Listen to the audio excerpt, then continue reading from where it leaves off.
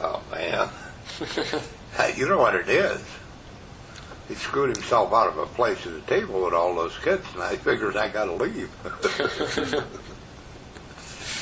Yeah. But that little one, little Joe, I call him Buddha, just like I did his dad. Buddha Jr. Yeah. What a mouth on him. Oh, God, he won't shut up. You talk to him on the phone a lot? No, I didn't, but when we were up there, oh, my God. Have you been back there since Andrea's wedding? Since, I've been back there since Andrea got married. Yeah. You know, Andrea got a baby. Yeah, I heard. Yeah. Well, Pat and Dale getting to be grandparents now. Are you going to make me grandpa or what? No, you better. Not happening. You better look elsewhere for that. Not happening. I got 2 cats. If you wanted great grand cats, that's about it. Oh well, maybe times may change. You never know. We'll see. Not everybody's meant to have kids. Huh? Maybe not everybody's meant to have kids. That's true. I don't. That is very true. Yeah. You know, I don't know if Tracy will ever have anything, you know. Yeah. I mean, now look at our family. Think about this, BJ. We have got everything. Every nationality. Well. But Tracy married an Irish lawyer. Now, I mean, we can't get any lower in the goddamn totem pole than that. I mean, Irish was bad enough. Lawyer would have been bad enough, but an Irish lawyer, now that. Well, a lot of us are mutts. Huh? A lot of us are mutts. You maybe not so much, but Not me. There's nothing but pure German there, buddy. You're German? Polish, French. Polish, French, German. Now, you know that. I don't know if your mom told you, but you know, Jeannie says, "Well, we're Dutch." I said, "No, you're not Dutch. You're much from Minnesota, and they're Germans. God damn it, you know." You know, like your aunt. Did you ever stop and visit her? She's still in Rochester. No. She's. Lenore or somebody else? Huh? No. This lady is like Maud's sister. Lenore lives by Chicago, right? Like south of Chicago, Lenore? No, Lenore lives down by Effingham now. Effingham where? Illinois. Oh, okay. They sold our place and they bought a place. Oh, they're gorgeous. But Jack's got money, you know. They bought this place in the woods. That's like on the side of a hill, and you can walk out on this porch and look down at the stream. And, God, it's gorgeous. And Lindy retired. Bill retired. Bill's still restoring 67 Chevelles. Good one.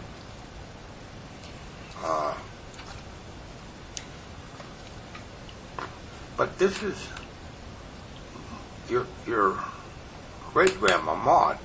Yeah. This is her sister, I think, that lives in Rochester. Yeah. Lost talked to her not too long ago. No, I haven't.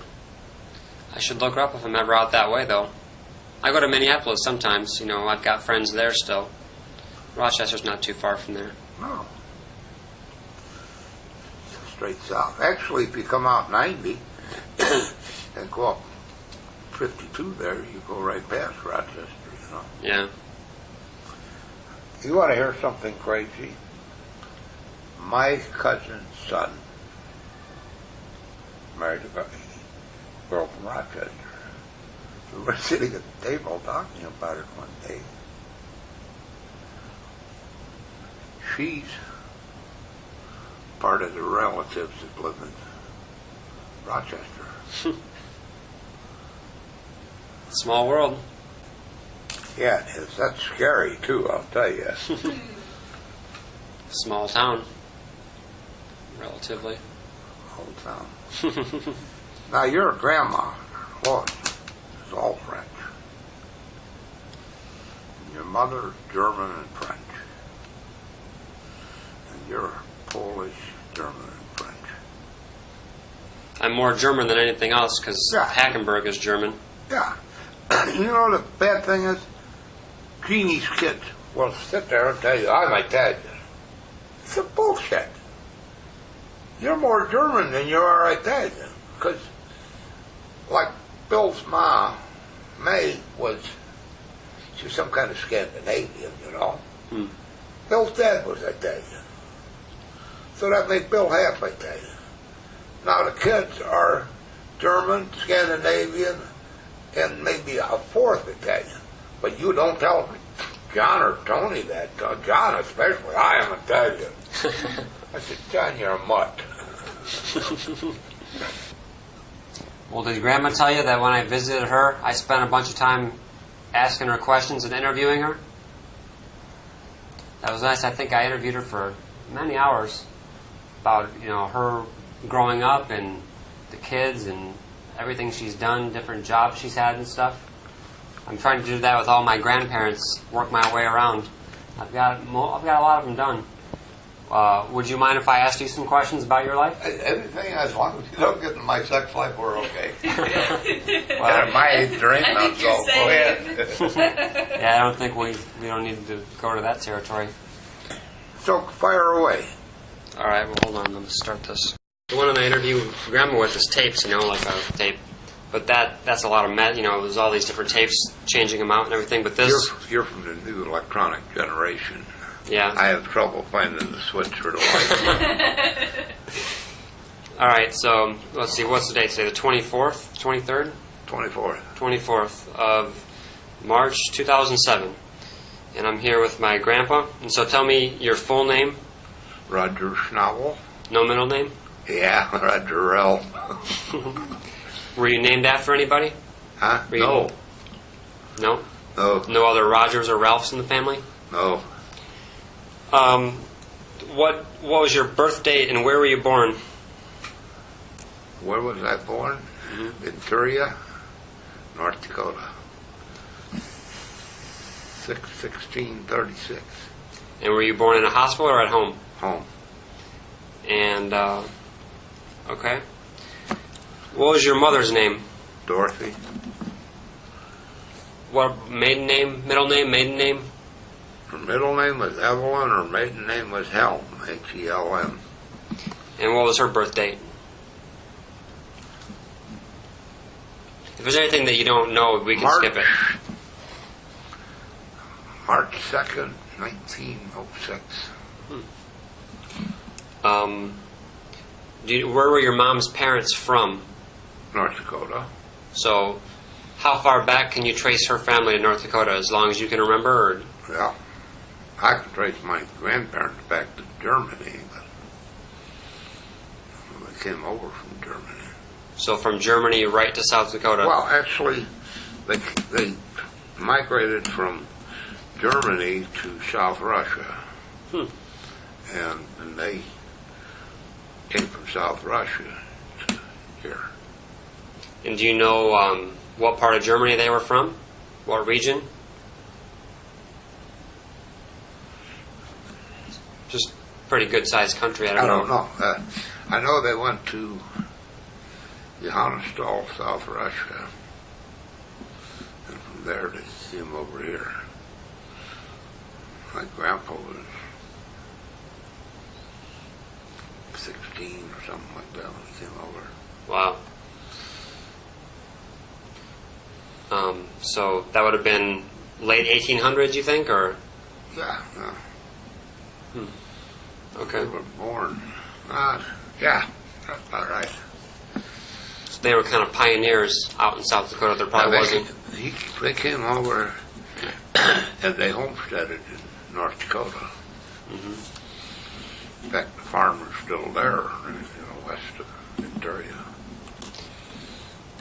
And this is your mom's parents or your dad's? My dad's parents. Did they change their name at all when they came to the U.S.? Do you know? Is it the same as same in Germany? It's the same.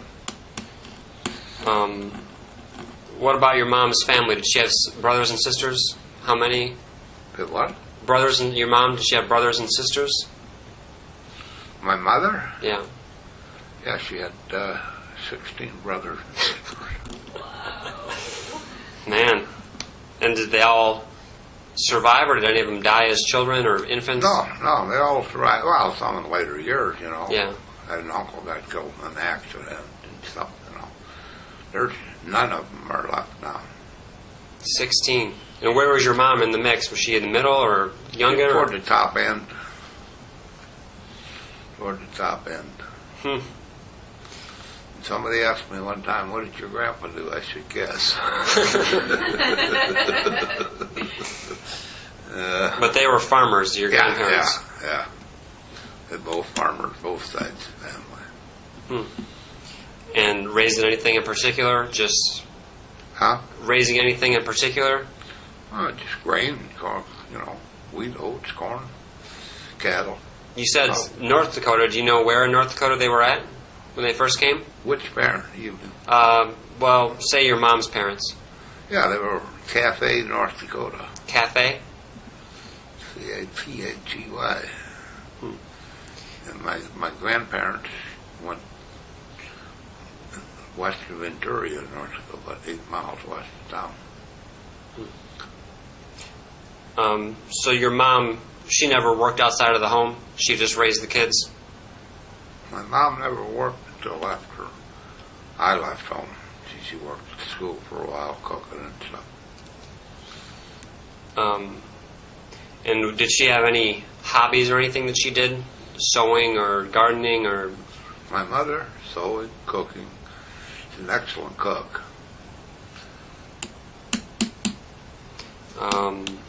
Let's see. Okay. And she lived to be how old? My mother was 93. It wasn't too many years ago she passed away, right? Oh. My dad was 84 or 5. And how would you describe your mom? What kind of a personality or temperament did she have? My mother? Always mad. I was serious. You'd ask Grandma about that. That woman had one attitude, buddy. Always pissed. You don't know why? Just... No, I haven't got a clue. I was her whipping boy. He'd beat on me every day. What about later when you were an adult? Do you have a good relationship with her, or she's... No. No? No. All right, what was your father's full name? Bert. Actually, Berthold. And he got a middle initial of J. No middle name. And do you know his birthday? October 31st, 06. Halloween Day. That's the only reason I always remember that one. That's a good one. And his parents, you said, were from Germany, or... so, what about his parents were farmers too, right? Yeah. Okay. And his brothers and sisters, how many did he have? He had one sister died at childbirth. And that's it? That's it. Wow, so very different sides of the family there. Grandma figured out what caused that, said no more. But see, later years, or later, I'd say, 1920,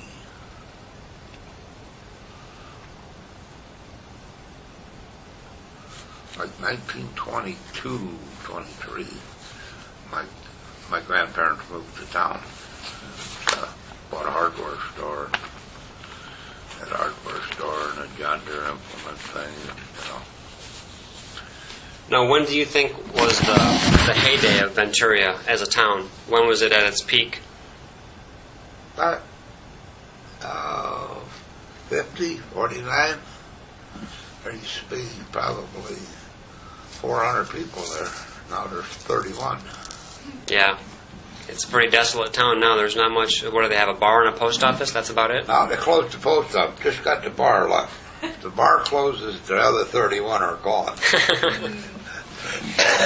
But the house I was born in is still in Venturia, and it's still being lived in. You know the people that live there? Yeah. Have they done much to that house, or is it still mostly the way you remember it? Well, I haven't been in it. I guess they done some remodeling inside. Outside still looks like it did. And how did you like living in town when you were a kid? Well, it was actually like living on a farm because everybody had pigs and cows, and, chickens, and, it's like having a farm in town. All right.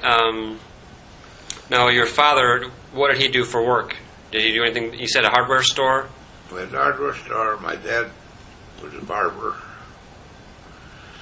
My dad graduated from barber school in 1926. Where did he go to barbering school, do you know? Fargo. When my dad died, he was the oldest practicing barber in the state of North Dakota. He'd been cutting hair for like 70 years, 68, something like that. Wow. That's amazing. And he had a shop in Venturia? Had one, well, we had it was all in one building. We had the barber shop in one corner, and then one radios and stuff. He did radio repair. My grandfather repaired shoes, horse harnesses, and stuff. My dad repaired appliances. And then we had John Deere dealership to repair tractors. Plus we had a full line of appliances. I remember when they came out with gas refrigerators, bottle gas. And my dad went out and sold every farmer one because they didn't have electricity, this was before electricity. And then as soon as they got electricity, my dad went out and sold them electric refrigerators. And traded the other ones in. And he sold a couple truckloads of those that went to trade-ins, went to northern Canada where they had no electricity, Huh. Wow. He's quite an entrepreneur. Yeah, that's jack of all trades there.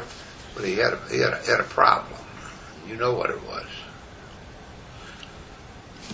Couldn't leave the booze alone. So where in That's town? the way to describe my dad. He's a working drunk. He never missed a day's work, but he had very few days that he was sober when he was at work. I mean, he wasn't falling down drunk, but he was, had to tip a few, like early morning one, and a mid-morning, and nooner, and an afternooner, and like a pre-supper one, and then a pre-bed one, What did he drink? Whiskey. You know what 190 proof is? Huh? Do you? That sounds like moonshine. 190 proof is what my dad drank. Just close to pure alcohol as you can get. That's amazing. It would probably lift the Formica on this table. Drank that with a beer chaser. Great shot. I tried that once. Couldn't talk for an hour. Wow. No, it's just. But he drank all his life. P.J., I can't really tell you how old I was before I realized that all men didn't smell like whiskey. I mean, and it was not just my father. It was kind of like everybody in town, on the way home from dinner, because our store was just a block from the house. And you come home for dinner, but on the way, go by, have a shooter, come home and eat, And most of the guys in town did that. I mean, it was kind of like a way of life. Like now, people walk in somebody's house, you want a beer? Only then it was not that much beer. And at that time, there was actually two kinds of beer. There was called Schmitz and Grain Belt. That was it.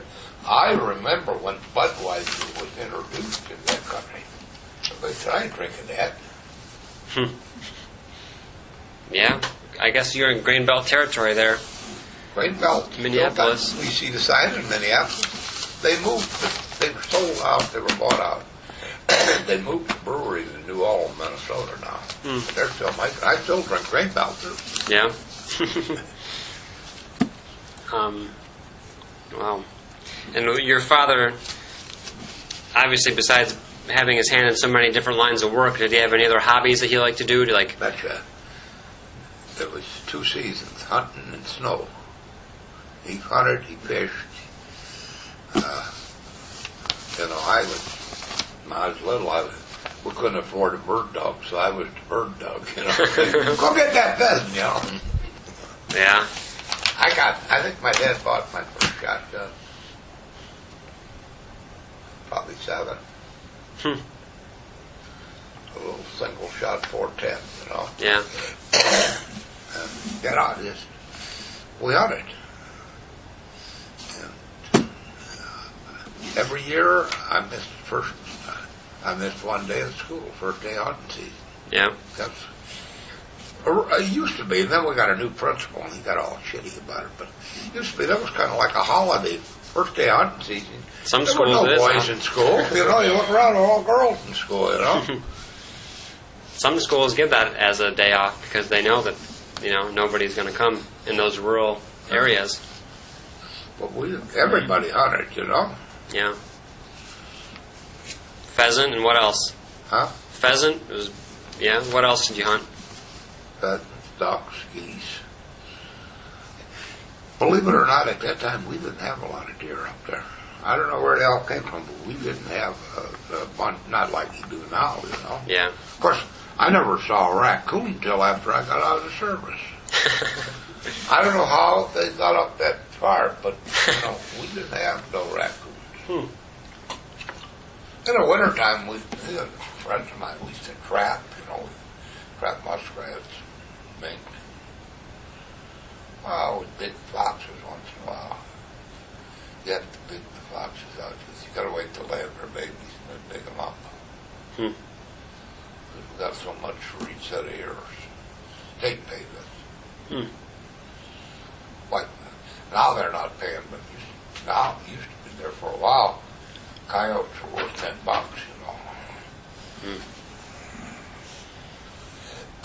What about your father's temperament? What kind of a person was he to deal with? Happy drunk. Yeah?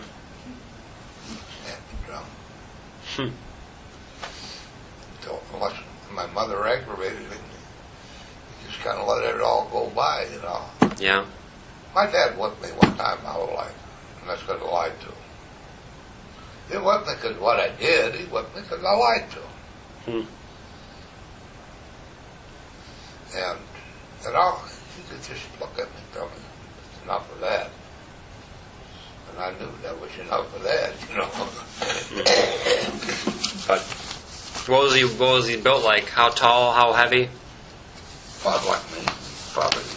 My mom was bigger than my dad was, My mom, until, her later years when she got sick, my mom was probably 5'10".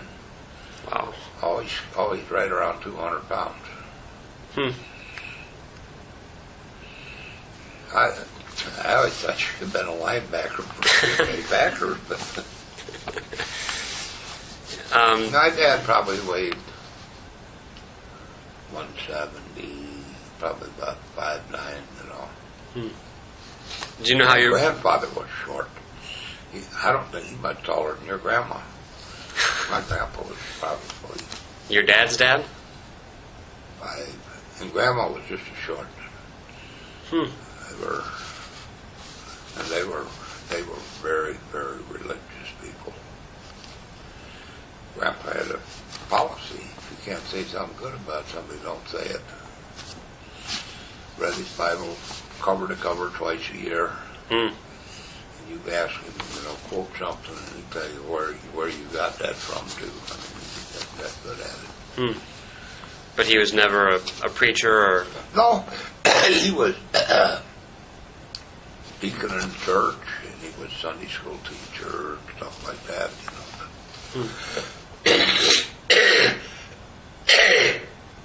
Excuse me. In later years, my grandma started getting hard of hearing, Grandma would sit on a couch and she started to bitch, and I'd see him reaching his shirt back, and I knew exactly what he was doing. He's turning the hearing aid down. He'd sit on the couch and smile, You know, back then you used to have a hearing aid with a thing that came down, you had to carry it in your pocket. When he started reaching in your pocket, I knew exactly what he was doing. I'm going to tune her out right now. Tune the ball game in or something. Huh? Tune the ball game in. Yeah. A little antenna. Do you know how your parents met each other? I have a clue. No? I have not a clue. About how old were they when they got married, do you know? I think my dad was 20, 21, somewhere in there. My sister was born in 30. Was your mom about the same age as your dad, or? Yeah, she was, well, my mom was born March of 06. My dad was born October of 06. Oh. My sister was born June 5th, 1930. I was born June 16th, 1936. Did your parents go to school for how long, or? My dad completed 8th grade. My mother, I think 5th. And they needed her on the farm. You know, back then it was, hey, we need you. You're smart enough. You count the eggs in the basket, that's good. Yeah. And you know what's amazing, PJ, is that those people were successful business people and good at business people is some of these idiots with the college degree. Mm-hmm. But they had some common sense. Yeah. We've got a whole world of people with no common sense at all. Nothing. Not one iota. They haven't got a clue about anything. And you know something that bothers me the worst? Is some guy standing alongside the road with a flat tire on his car on his cell phone. Does not know how to get the spare tire out and put his spare tire on. That just drives me crazy. Usually you'd see women, but now the guys. You know. Like this Bubba, you know, he's got 4 spares in the back of his pickup. All right, now tell me about your brothers and sisters. I only got one sister. That's it. Yep. Personality, just like my mother. Always mad. Well, what's her name? Audrey. She went to college. She's got a master's in home economics. Couldn't cook a decent meal of her life, depended on That sounds about right. She could cook. She could take a cookbook and make you this fabulous meal. If I made me this meal, I said, feeds 8. There's 4 people there. She had not a clue what to do with the leftovers. I mean, that was... I mean, she could do it from a book. But as far as any common sense, no. She lives in California. She lives in Goleta, California. She's personally blind now. I think she was going to this Braille class, you know. We don't speak much. She speaks more to Grandma than she does me. Grandma mouth, that's Audrey, I'm out of the house. Gone. And did she have kids of her own? Huh? She had kids? She had 3, 2 boys and she had 2 boys, and then they adopted a girl. And the girl got killed in a car accident. Sarah was 16. How long has she lived in California? Huh? How long has she lived in California? Oh, yeah, I don't know, in the 60s she moved out there. From South Dakota? North Dakota. Oh. What took her out there? I don't know, they bought some property out there. Her husband was a real estate business. All right, now tell me about your childhood. Now, when you were a kid, you lived in town all through your childhood, or you moved into town at some point? No, I lived in town. I lived on a farm in town. And what were some of your pastimes as a kid? Huh? Pastimes. I mean, did you have to do a lot of chores? Did I have chores? Yeah. Yeah. The only difference then to now is that your father didn't say, how about mow the lawn? My dad looked outside, he said, the grass needs mowing. And that means when he comes home tonight, the grass better be mowed or you better have a cast on your leg because there's not going to be none of this. Well, I was playing ball or I did this. Nah, you got, see, that's the difference. You got free time after you did what you were supposed to do. I mean, we had chickens. I, gathered eggs, feed the chickens, cleaned the barn, mowed the grass. My mother used to make me, when I was in grade school, help her hang the laundry on a line 130 below. Because she said it smells better. Then she'd take it in and dry it. But she said, it just don't smell good if you dry them in the house. Yeah, right. You go to school like this, you finger, yeah. That's an extreme climate up there. How did you heat your house when you were a kid? Wood stove? We had a furnace, but no ducts upstairs, just on the main floor. When you got up in the morning in the wintertime, well, if you were smart, you left your clothes downstairs in the night so they were warm. If you didn't, you grabbed them, you ran. At the bottom of the stairs, we had a register. And I used to sit at the bottom step on that register, warming my clothes up before I got put them. But you go out on the back porch and take the dipper and crack the ice in a water bucket. We didn't have running water then. Crack the ice on a water bucket to get a drink. That gives new meaning to cold water, I'll tell you that. We had no running water. I don't know. I'm trying to think how old I was when we finally got running water. What about bathing? How'd you bathe in that cold wintertime? Ma heated water on the stove, and we had a bathtub that came into the kitchen on Saturday night. Like a wash basin? It was a tub about this long, an oblong tub. Not a round one, it was oblong. And who got the bathtub first got the clean water. I mean, it kind of came down this way, but so I usually try to manage the tub early. Yeah. And then we got, I want to say I was like maybe 12, 13 when we finally got water. Not city water, right? We had do you know what a cistern is? Yeah. Big hole in the ground, cemented out, and catch the rainwater and stuff. And then we hauled water into the cistern too when didn't have enough rainwater. Hauled it from where, the lake or somewhere? From Ashley. Ashley had running water.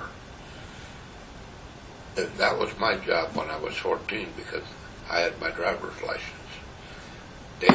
June 16th, day I turned 14, I had my driver's license. And what were you driving? I hauled that water in an old Studebaker pickup. My dad at the time was driving a 39 Chevrolet two-door. And then he bought a 47 Dodge. And then he bought a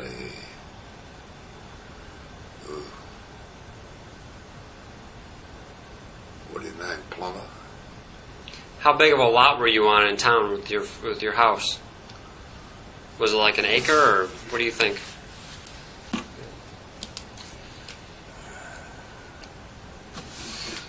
This is one city block. Because I've been by there once or twice, but I'm having a hard time picturing the lot. City block. My parents' house was here. My grandparents' house was here. And my great-grandmother was here. We had the whole city block. This house, where my parents lived, where I grew up, was originally my grandpa and grandma's house. And when my folks got married, grandpa and grandma built a new house and gave them that house. Of course, at the time, when they built their new house, it probably cost $2,500, you know? Yeah. Yeah. I mean, you couldn't buy windows today for what the whole house cost, you know. with about 4 times as good a construction as Oh, yeah. now. And my great grandma, see, I had this little thing about what's for supper. My mother tell me something I didn't like, I wanted grandma's. And if she didn't have anything I like, I went to my great grandma. She'd cook whatever I wanted. Ah. I mean, I was spoiled to an extent. Damn right I was. What kind of food would you have? Would it be German type food or like just regular American? There is nothing but German type food. Any particular dishes that you liked or that you remember? Huh? Any unusual dishes or particular dishes that they would make? You know what pigs in a blanket are?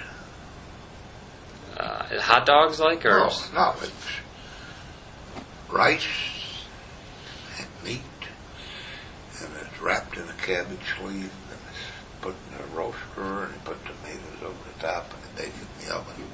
That's one of my favorites. Chicken and dumplings. A lot of things. You can tell I don't miss many meals, so. What about Nepfla? Nepfla. Do they make that out there?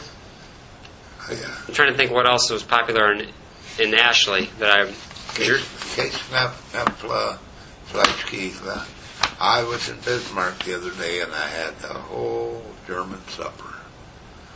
I had Nepfla soup, I had Fleischkäse. This is like dough with hamburger in it.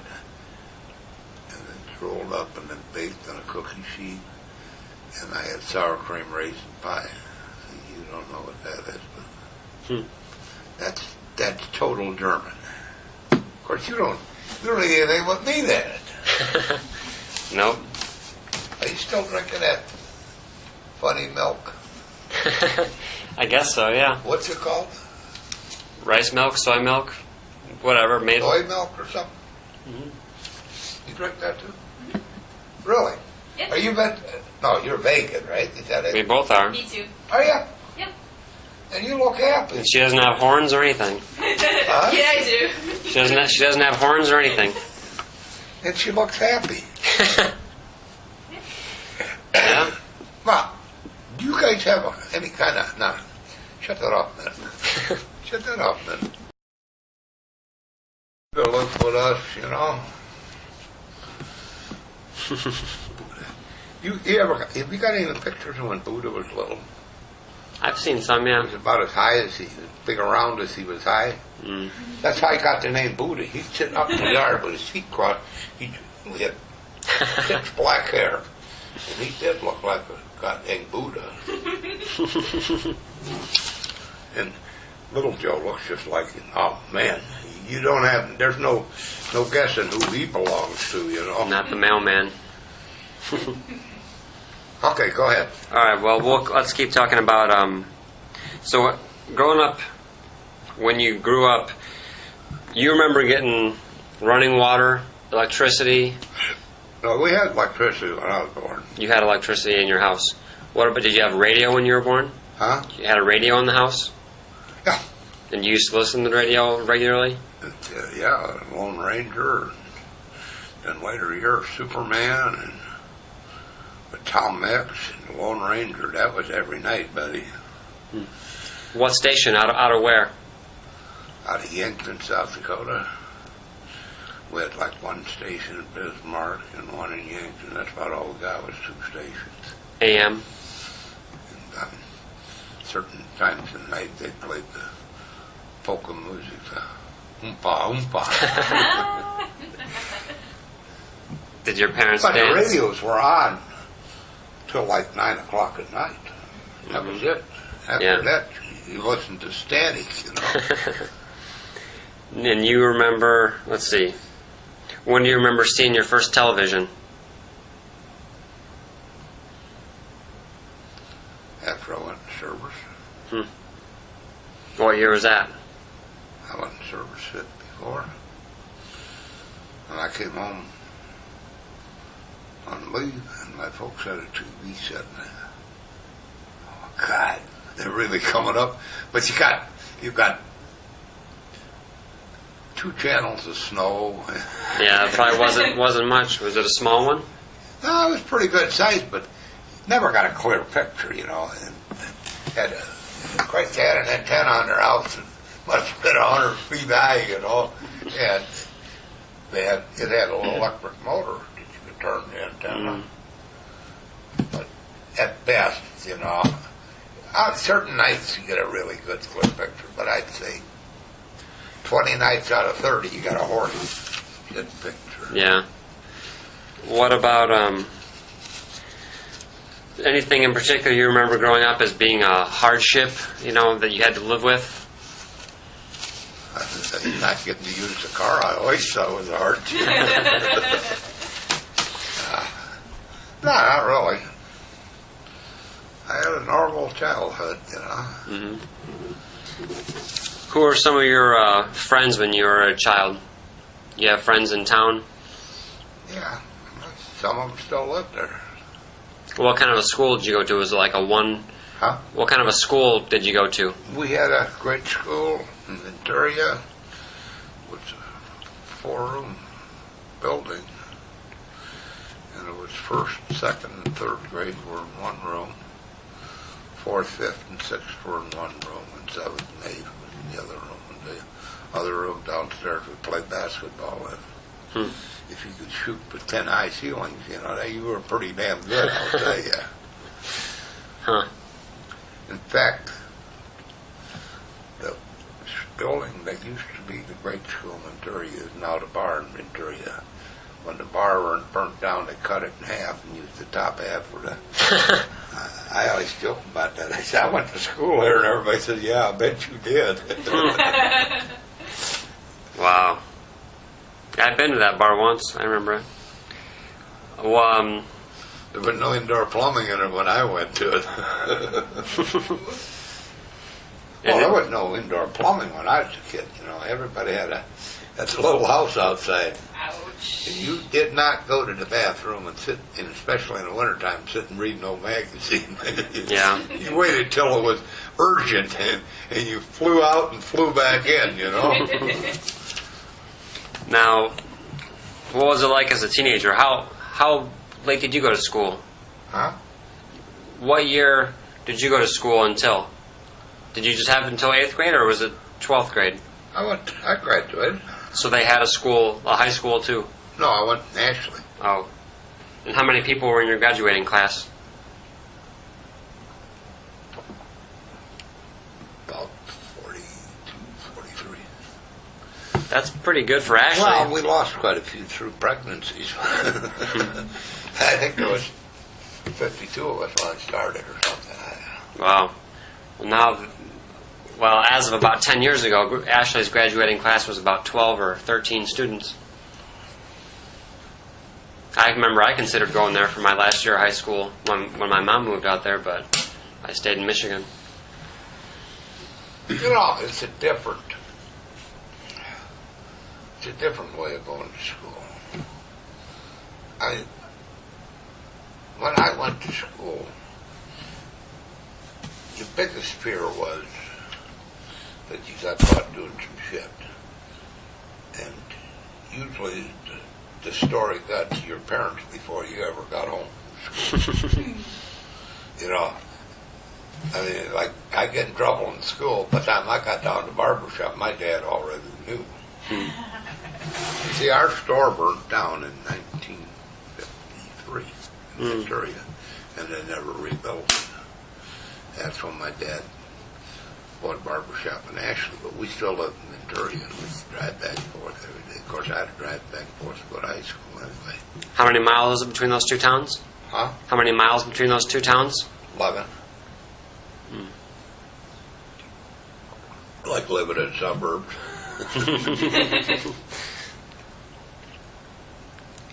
Did you play sports in high school? Sports in high school? Played a little football. Too clumsy for anything else.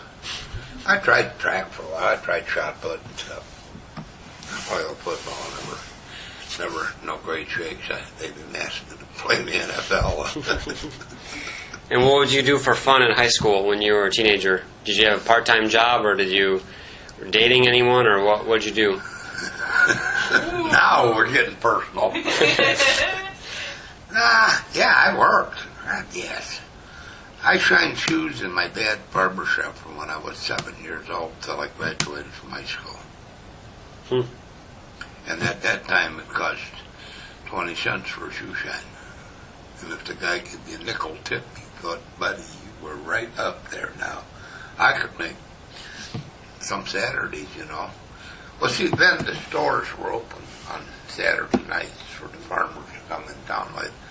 And the barber shop's open usually till 10. Wow. And I could make, you know, $3-4 on Saturday, you know. All it was is my dad furnished the shoe polish and the brushes and stuff. And it was his way of getting out of giving me a damn allowance because I made this money shining shoes. He didn't give me no allowance, you know. But, yeah. Then I worked out because when I was a junior or senior, I went south, custom harvesting, you know, dope truck, summertime, whatever. Anything made a buck. Because my dad was not real generous with allowances. I mean, you know, if he gave you $1 a week later, he'd say, "What'd you do with all that money I gave you?" You know. Oh. You know, and I smoked at that time, so I had to have a part-time job. Cigarettes were, I think they were 20 cents then. What's the worst job you've ever had?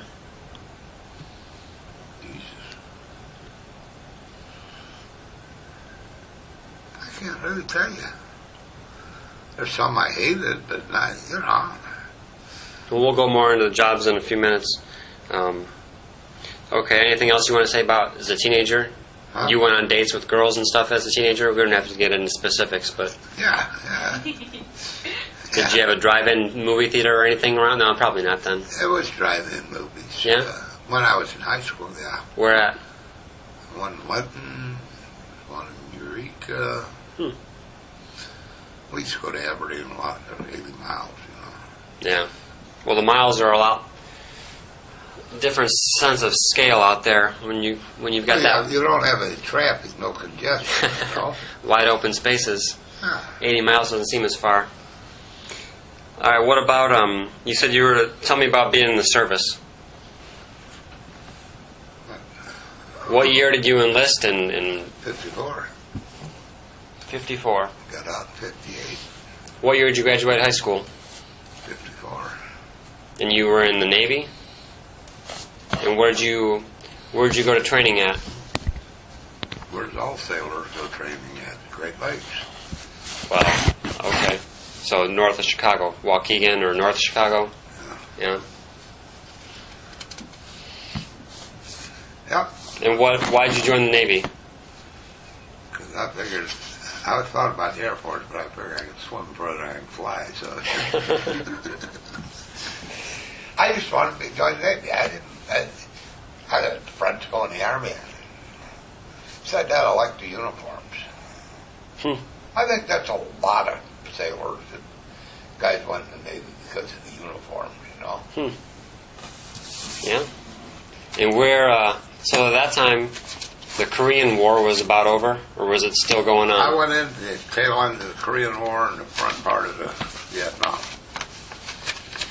And so where did you get bounced around to in your years in the service? I went to Great Lakes. I went to school in Great Lakes. And I went to Parris Island, South Carolina, Marine Recruit Training Command. And there I went to North Carolina, U.S. Marine Corps Air Base. I spent 3.5 years in the Marine Corps. Wow. So the Marine Corps and the Navy are kind of aligned somehow. The Navy owns the Marine Corps. Don't let any other Marine tell you this shit. If he tells you that we're totally separate, ask him whose name is on his paycheck every month. Department or Navy. Whose hospital do you go to when you get sick? Department or Navy. All you guys are ground pounders, you know. Oh yeah, this fight's been going on for 100 years or longer, and it's never going to get over. But you know. So what year were you out of the service?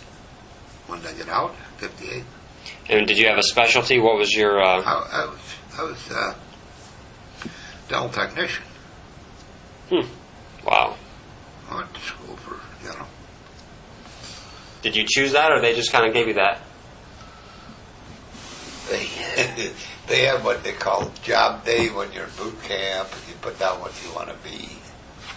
And I put down that I wanted to work heavy construction. I wanted to be a CD. And they said, we need 2 more dental technicians. That was the end of that conversation. Now, you can sign up for this. They have to give it to you. Not then, Yeah. Well, now, if they would have been needing 20 guys for the CBs, you'd have went right away. But they had enough CBs, and we need 2 dental technicians, you and you. I tried to flunk out of dental tech school. My captain called me in one morning. He said, he said, I see your, what do you call it, IQ test. He said, you ain't that dumb. He said, now you'll either graduate from dental tech school or else you go to break. My grades came right up after that. I tried to flunk out of it. I want to go to sea. I went to sea to be in a boat since mate. No, we wouldn't let that happen. So you never went to sea? Huh? Did you ever go to out? Wow. I had a lot of friends of mine who were on ships, and I've been on ships, but I went, furthest I ever got went to Guantanamo Bay 2 years in a row. They had, the Marine Corps took the Marines on her for maneuvers and training, and they sent so many hospital corpsmen, so many dental technicians down there, That's where I lost my stripes the first time. Misappropriation of government property. They called me from the motor pool and told me to come over and pick up 3 Jeeps. One was one for the dental clinic, and one was for the dental officer. Well, me and 2 other guys went over and got him. I just never told the dental officer he had a Jeep. We went down in it every night. Like our own personal car, And one day, somebody called me. The captain from Motor Pool called, and he said, we're getting a golf game together this afternoon, and wondered if you'd like to join us. He said, well, I'll see if my driver can bring me over there. I said, what do you mean your driver? He said, you've got a Jeep. Oops. I got captain's mast over that. Took 2 stripes. Wow. When I got back from the States, I was standing out for inspection one morning. I got one damn little sneaky stripe left on my sleeve. And my captain came out, and he walked in and said, you're out of uniform. I said, no, sir. He said, where's your stripes? I said, I left them in Cuba. He said, nobody is an apprentice that works in our clinic. He said, put your seaman stripe back on. It better be on there tomorrow morning. So I was hung up without my stripes for about 2 weeks, Thank God for that captain, because he would embarrassed to have anybody that low on the sort of pull. It's the only reason I got my stripes back. So what was your rank when you left? Seaman, or dental technician, DM. I was 3rd once, lost that once. I couldn't stay out of trouble. I partied pretty hardy then, Yeah. Got in a lot of trouble. Well, tell me about, so you get out of the service, and first marriage, who'd you get married to, and when, and how'd you meet her? I got married to her when I was in the service. Oh. Had a daughter while I was in the service, Rhonda. You know Rhonda. She was born in Cherry Point, North Carolina, the hospital up there. And what was your first wife's name? Huh? First wife, what was her name? Billy Lee. She still lives in Columbia, South Carolina. She was a local girl? Yeah, when I was in South Carolina, she was. Yeah. Yeah. Where'd you meet her at? Little beer joint, bar. My life really revolves around a lot of bars. I don't know more, but there was a time, yes. And so you met her and you got married. How old were you when you got married? 20, 20 years old? I think so. I don't know. And how old was she? 15. Wow. That's the South. That's the South. She was old. Ooh, I'm ancient. Huh? I'm ancient. No, I'm serious. Yeah, years ago. You could be a grandma by now. Huh? Yeah. Years ago. And most of the Southern girls are married. They're 14, you know. Wow. They usually had 3-4 kids before they're 20, you know. So you just had one, just Rhonda with her? And Joy and Holly are a second wife? Yeah. Okay, so how long were you with the first wife? A year, maybe. I don't think so. I don't remember. We didn't stay together very long. Long enough for her to get pregnant. And then, were you out of the service when you got married for the second time? Yeah, I got married. Whoa. 19. Let's stop and think. How old is Joy? Joy was born in.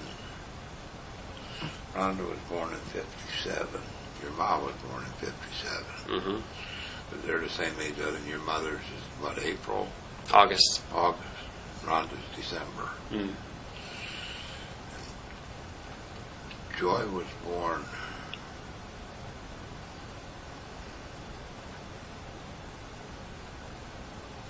'58. No, 59. But Holly was born in 60. Joy was, we got married. That's a little hard to explain too, that we got married in August. Joy was born in March. And she was premature. She weighed 9.5 pounds. And where'd you meet the second wife? Where were you living? Bar. Bar. Which state? What? North Dakota. Out western North Dakota. And what took you out there? Were you working? What were you doing for work? Working out there. I was selling. How was I selling? I don't know. Shit, I sold encyclopedias for a while. But I don't want to sell that to too many people. Yeah, and I met her out there. And we got married. We moved to Sioux Falls. Around a little bit. Holly was born in 1960. See, Holly's the same age as Michael. Joy's the same age as Bobby. And Rhonda's the same age as your mother. Now, he hasn't probably told you this. My youngest and Lois's oldest were both born on Christmas Day. Jeannie's born Christmas Day, and so is Holly. Wow. Your grandpa, Rasherm, birthday's the same day as my mother's birthday was. We're talking about coincidences, you know? Yeah. So you, after the service, you moved to North Dakota, or you lived somewhere else in between? No, North Dakota. Hometown boy makes good. So how long did you live up there? And then, how long were you with the second wife? How many years? 12. 12. And then you split, and she stayed in that area, or where? Still in Michigan. She's in Michigan. She was in Illinois when we split, and then she moved to Florida, and now she's back in Michigan. What took you from North Dakota to Illinois? Oh, God, that's a long step there. I was still married to Diane.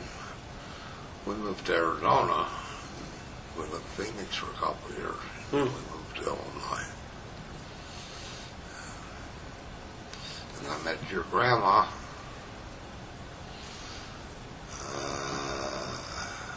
1970. I met her the day my divorce was final. In the bar. In the bar. Seems like bars can keep coming around in my life, you know.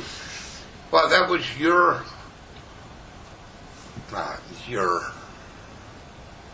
mother's Uncle Eddie, my grandma's brother. It was his 25th wedding anniversary. And I was I was pretty much staying at the bar there at Rita's, because she had a shower upstairs, and after my wife got down with me, I had my clothes in the car, and that was about it. So I slept in the truck most of the time, you know. And I was in the bar earlier, and Eddie was in there, and your grandpa, for sure. And I drank with him for probably a year. and he said, my 25th wedding anniversary night, are you going to make it? So I didn't invite him. He said, you are now. So I took a shower, cleaned up, got back on a bar stool, and Grandma come in, and I said to Grandpa, I said, we've got a good-looking woman. He said, just stay away from her. You can't afford her. What do you mean I can't afford her? He said, she got 9 kids. I said, I still want an introduction. And that's how it started. Wow. See, I never knew that you had even met him. Huh? I never even knew that you met him. Who? Rasherm. Grandpa? Yeah. Grandpa Sherman and me poured a few, believe me. And this is in Chicago, city of Chicago. Huh? You were living in the city of Chicago on North Avenue? Oh. Or around there somewhere? No, I lived with me and Grandma shacked up for a while, if that's what you want to know, yeah. For 2 Well, no. I'm saying, how'd you happen to be in this bar? Because they were living on North Avenue then? Grandpa lived down on, you know where he lived, on South Side there, on 71st or 77th. And this bar was just not far from there, within crawling distance.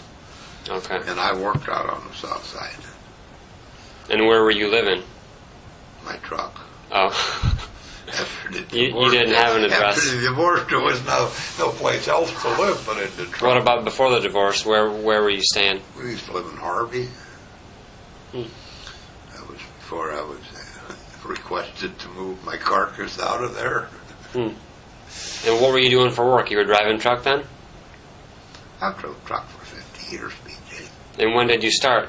And there you started in North Dakota or Arizona or where? I started driving truck in high school. In fact, I think about it now. There used to be a guy that had a straight truck haul grain. He'd come by and I'd help him shovel grain, you know. And I wasn't even 14 when I was driving his truck. I was always anything motor powered. Just, you know, a snowmobile or 4-wheeler or anything. If it's got a motor, I want to drive this something, you know. Boats is the only thing that's never really, you know. But as far as anything else with a motor in, I want to drive it. In fact, if I had money, I'd have a new Dodge Hemi pickup.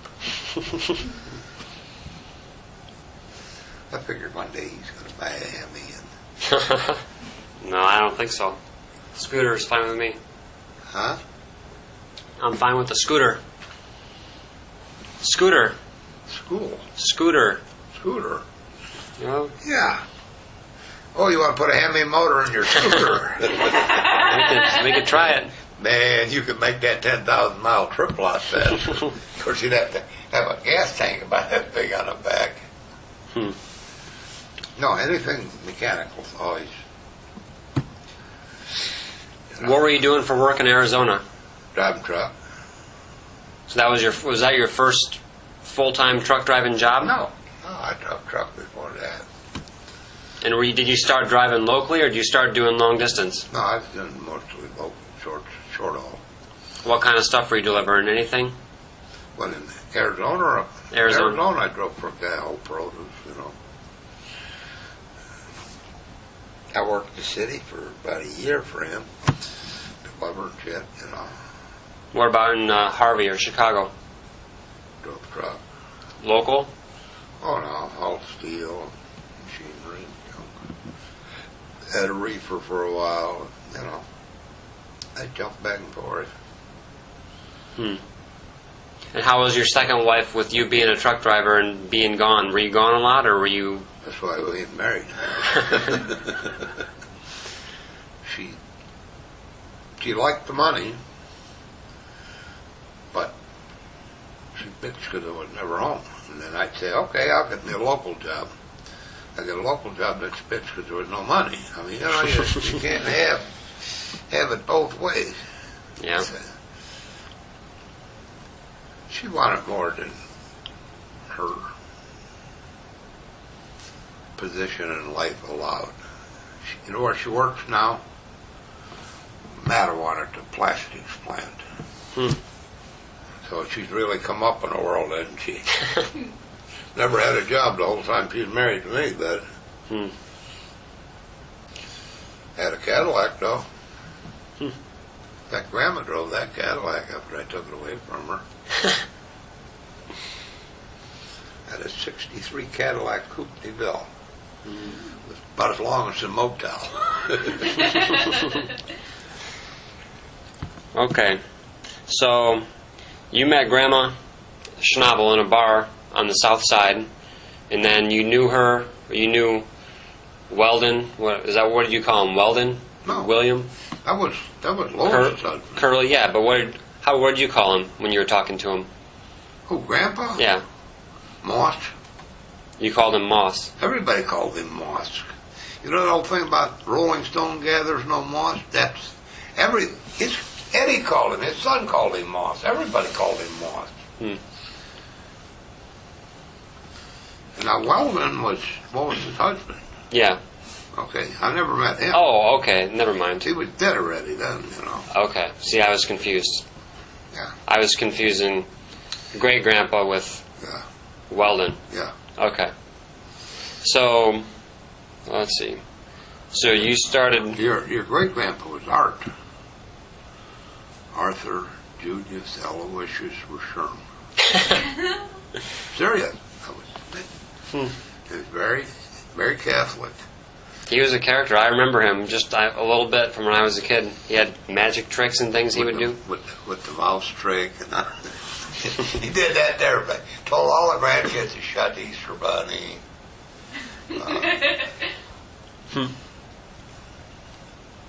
So what year did you get married to Grandma? Huh? What year did you and Grandma get married? 1970, August 31st, 1972. And you lived married 35 years this August. Wow. And you lived together in Chicago for a while? Or did you... She said you moved south to we lived in Crete or somewhere? We lived in Crete. Then we moved into Stager. Then we moved to Michigan. And we were there 20, whatever. We moved to Michigan in 72. Now, what took you to Michigan specifically? I was working for a company, had truck lease to him, and he sold out to a guy in Michigan and asked me if I'd go up there. So I went home and I asked Grandma if she wanted to get married. She said, why? I said, well, I'm moving to Michigan now. If you want to get married, then we'll both move to Michigan. She said, okay. That was it. We got married 31st. And some friends of ours come over, my boss and all that, and we'd already had all our shit packed up. We're sitting on taped up boxes drinking champagne out of goddamn jelly glass or some shit. I don't remember. And so she had how many? 3, 4 kids at home still? My mom, Mike, Bob, anybody else? Mom, when we got married, it was Janet, Michael, Bobby, Patty. Well, Patty was finishing her last year in school in Chicago, but she's actually living home. And Donald most of the goddamn time.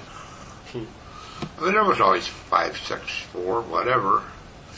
And Jeannie and Susie were at the house every weekend. I mean, it was. We moved to Michigan, and they still came every weekend. So there's no getting away.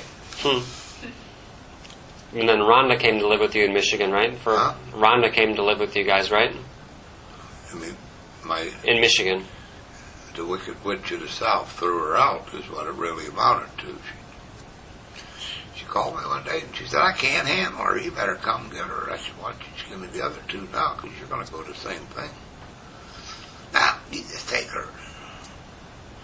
I'm the only guy that paid child support on a kid that lived under my roof. Now, you think back to 1972, I was paying $100 a week child support. Wow. That's a lot of money. Damn right it is. I paid that till forever.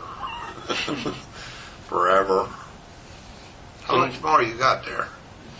Oh, well, we can stop any time. We can finish it another time. How much more have you got? Well, there's a decent amount. We're probably a little more than halfway done, but it all depends on how you answer the questions, and if we go out on I don't get carried away. Tangents. Tangent there. Yeah, I know. Yeah, I know. If you gotta go, then we can stop. Well, no, I'm okay. It's for another 20 minutes. Is what you're going to right here in this hotel? Down right everything's down. right here. Okay. All right. Well, we've already talked about some of this stuff.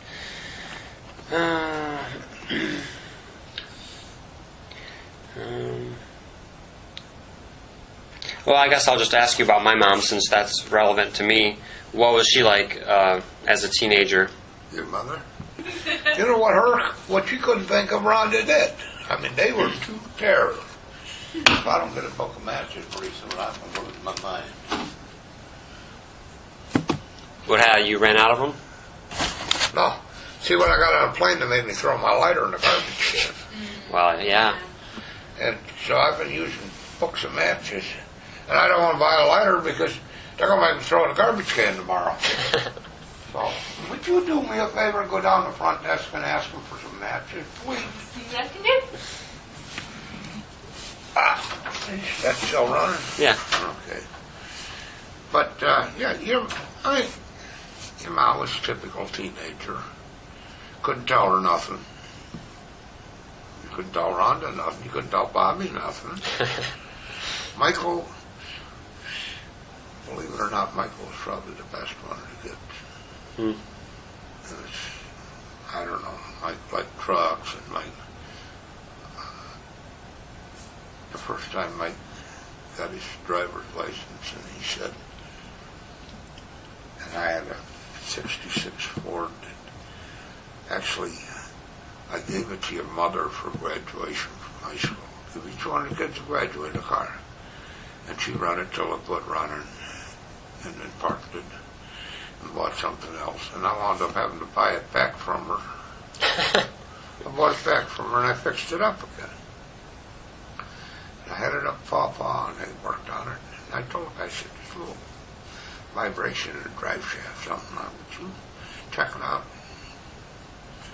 The guy said, I checked it, there's no vibration. So I followed Michael home. He drove it home. It was Friday night. He said, very meekly, he said, could I use the car tonight? Where are you going? He said, I just want to go to town. I said, if you be careful. Well, he took the car. He never made it to Lawton. Dropped the drive shaft on the ground. It was junk. It was totally wore out.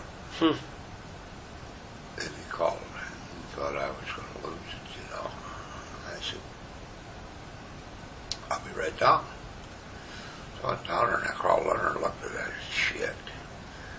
So we towed it back to Pawpaw right in front of the garage. In fact, I blocked both these garages first. And they fixed it the next day. But Mike never, okay, let me put it this way. Michael was, when we first moved up from Chicago, Michael had two friends, Red Mm-hmm. And they were class clowns. Hmm. And we got a call one day from where Michael's teacher was, for a teacher's conference, you know. And me and Ma went, and Mike was there, the teacher. And Mike was flunking his math and I don't know what else. And I said, what's the problem? I said, he's not stupid. She said, he's a class clown. He won't listen to me, won't he?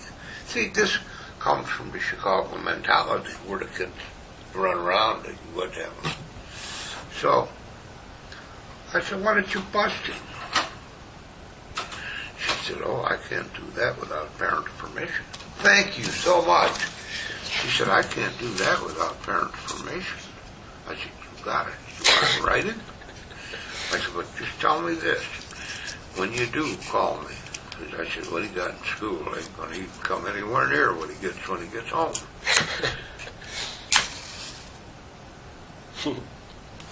And you ask Grandma about this. Michael went from failing in that marking period to an A in math by the next marking period. When he knew the fun and games was over, it's all over. And that was the only trouble I had with Michael in school. Oh, Bobby, oh, Jesus Christ, that was like, you know, you were at school at least once a week for something Bobby done, you know. Bobby ran away. Well, I know my mom ran away at some point, too. I'll tell you that. Bobby ran away, he's hitchhiking toward Chicago. Guess who picks him up? You know who Tiny Irons was? Used to be the cop. Great big guy. Tiny's coming back from Benton Harbor, sees Bobby over there hitchhiking, picked him up and brought him home. Your mother? Oh, yeah. She's a rocket scientist. Her and two of her friends ran away in the middle of the winter. Nobody runs to the UP in Michigan in the middle of the winter in a pair of sandals and a Levi jacket. Her and her two friends did. Yeah. Everybody was frantic. Finally, the one girl whose sister lived in the UP where they went called the mother, you know, her mother, and told her her sister was up there. And she named Janet, and I don't know who else it was with her. So I called up there, and I called the police. I said, so I explained the situation. She said, what would you like to do? I said, have her picked up. So keep her overnight. I don't know, they took her to halfway house or something. I don't know. I said, in the morning, embarrassed the shit out of her. I said, escort her right to the plane. And they did. Flew her to Chicago, and Sue and Steve brought her home. She come storming in the house, and she said, I have never been so embarrassed in my life. I said, let me tell you something. Next time you go, make goddamn sure you take everything you own, because you ain't coming back. She never ever ran again. How old was she, 15, 16? Yeah. Well, you know, 16 going on 35. She knew everything. She ever tell you about her Jesus freak boyfriend? She never told you about Dean? No. God. She comes home one day and she says, Dad, she called me Dad, she called me Roger. She said, I want you to meet this nice guy. He's coming over to see me. It was Friday night. I said, oh, okay. Well, we're just finishing up supper and knocking on the door. She opens the door. There's this guy in a long robe with the hair down to about here, you know. I looked up at him. I said, when are you going to get a haircut? He said, Jesus had long hair. I said, yeah, and he didn't have a barber shop on the corner either. I said, don't darken our doorway again until you get a haircut. And, you know, he was, I don't know if your mother remembers it. This one was camping out in the woods behind our house, watching your mother. We found out about this later. He's lucky I didn't find out about it then, because I would have, you know, probably ventilated him with a 12 gauge. Oh, yeah. Oh, if it was some off-the-wall shit, your mother could drag it home, I'll tell you. Took the sailor home one time, and I don't even know where she met him. Grandma'd have to tell you about that. She grew pot in the house. Well, I tell you, Grandma didn't know what pot was. Well, I'm coming home one, you know where we lived on M40. I'm coming home one day in that big picture window in the house. I got the truck. I go by the house, I look around. What's that? There's a big bush in the window. I said, holy.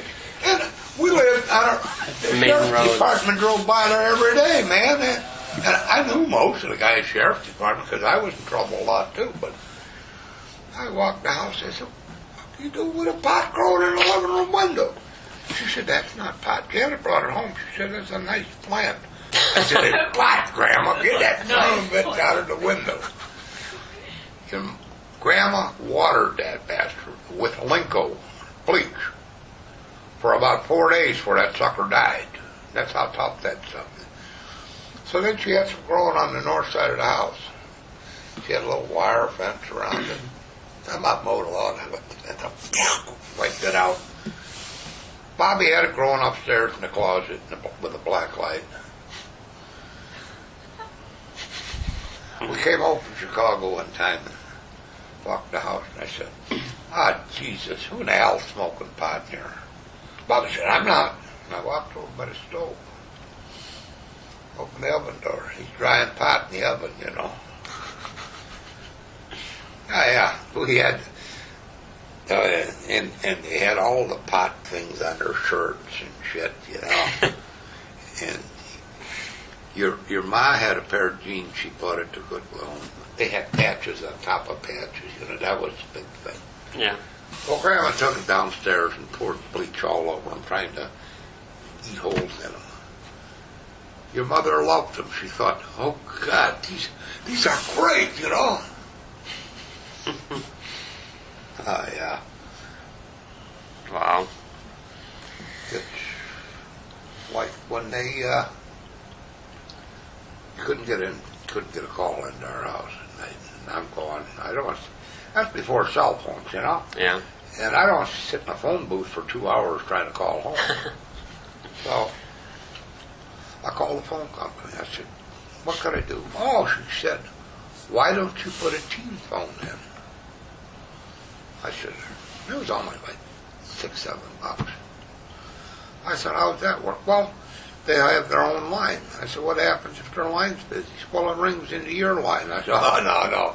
We ain't having two phones tied up at the same time, you know. I could just see them sitting at the kitchen table like this, you know, or her and Rhonda. Yeah. Oh, man. Here's a question for you. You know your mother couldn't wait to leave the house when she graduated from high school. She wasn't gone 6 months and she was back. She said, well, I haven't got any time to go out and party. She said, all I'm doing is working. She said, welcome to the real world. This is the way it works. Was she working a duotang? I don't think so. Maybe she was. Her and Patty had an apartment together for a while. But I don't remember either one of them were working. Was Pat married? Yeah. Was Patty married yet? Or no? Before she married Dale? Patty. Then Patty moved in with Dale, that old farmhouse across the street. Mm-hmm. And they lived there for quite a while. Yeah. And your mom moved in with Jerry. Mm-hmm. You do know who your real dad is. Oh, yeah. Yeah. Okay. I always wanted to tell you, and I thought... Yeah, I don't think there's not a lot of question about that. No, there never was from the time I saw you. But I didn't think to turn that off a minute. Second. Be sure you leave your dollar on it back in the toilet. But no, he's one of my favorites. You know that, don't you? He's one of my favorites too. lumped into it. And when he was little, he was so tiny. He looked like a little peanut, for Christ's sake, you know? You know, we had Joe first. Joe was a big, you know, Buddha Joe was a big, stocky kid.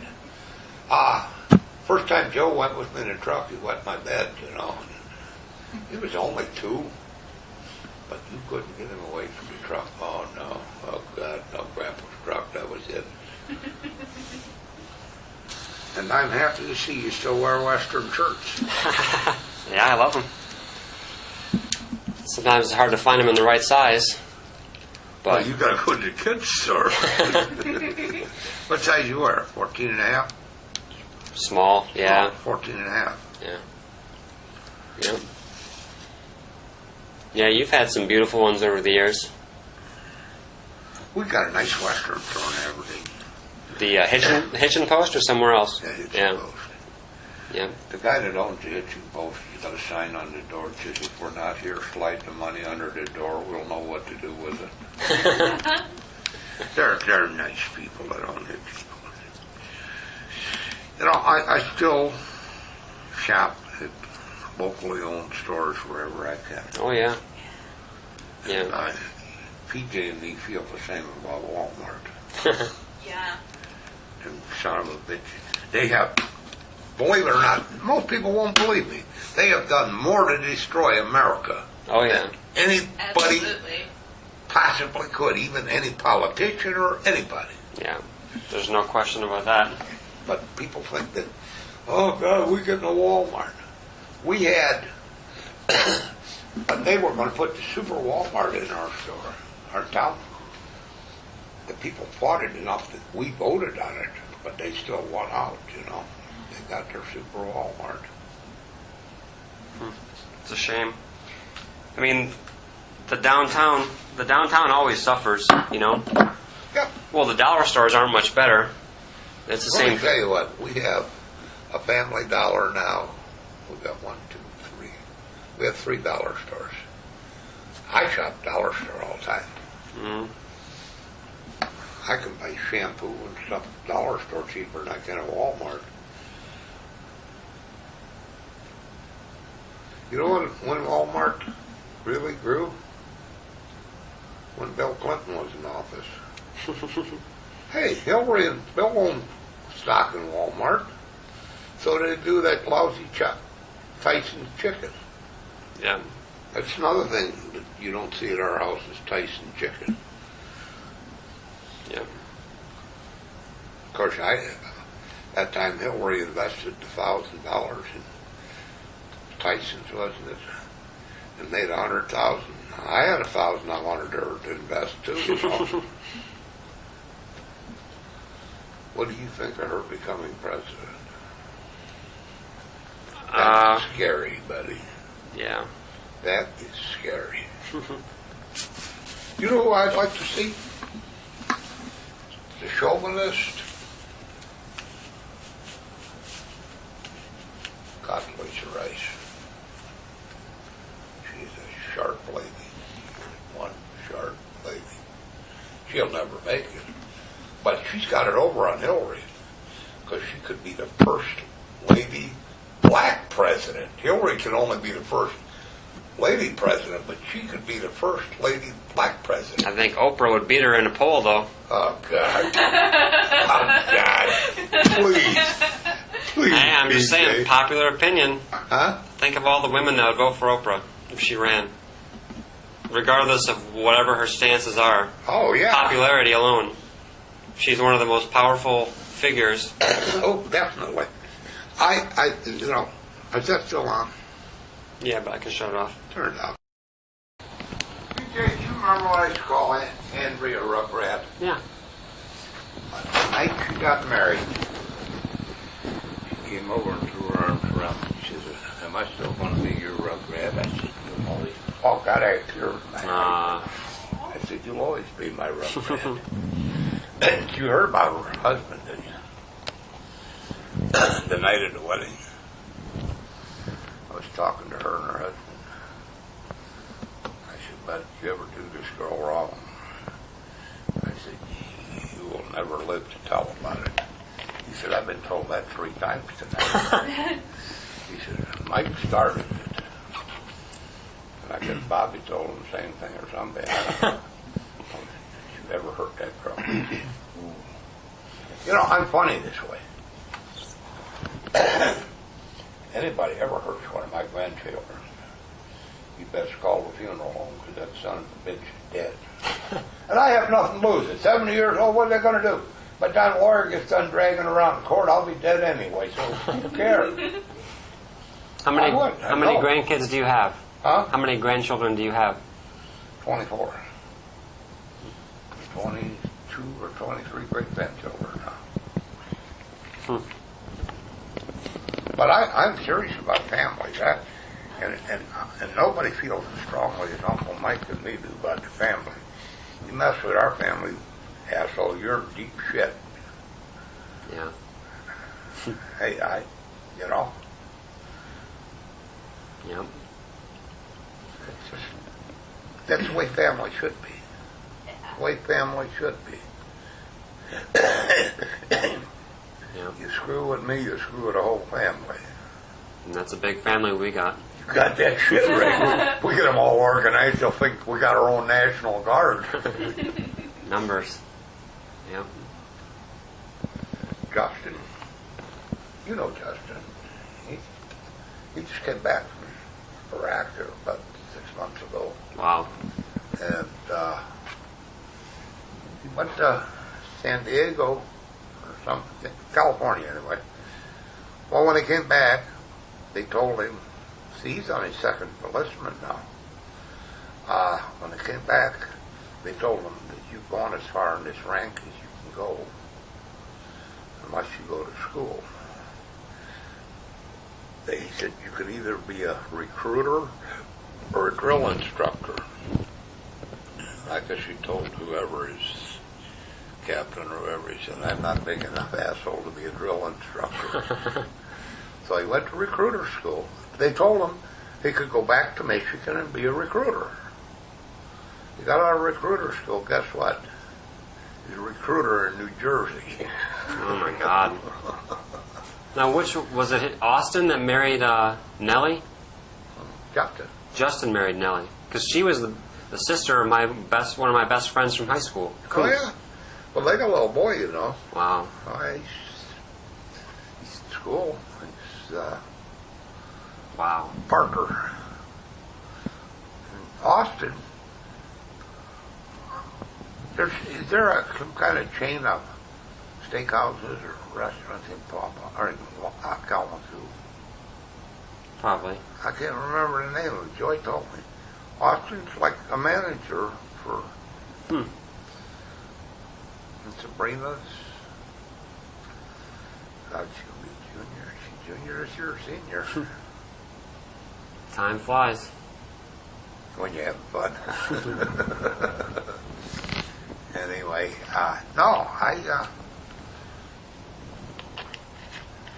and Rhonda's, well, Joshua works at Coke, and Alan.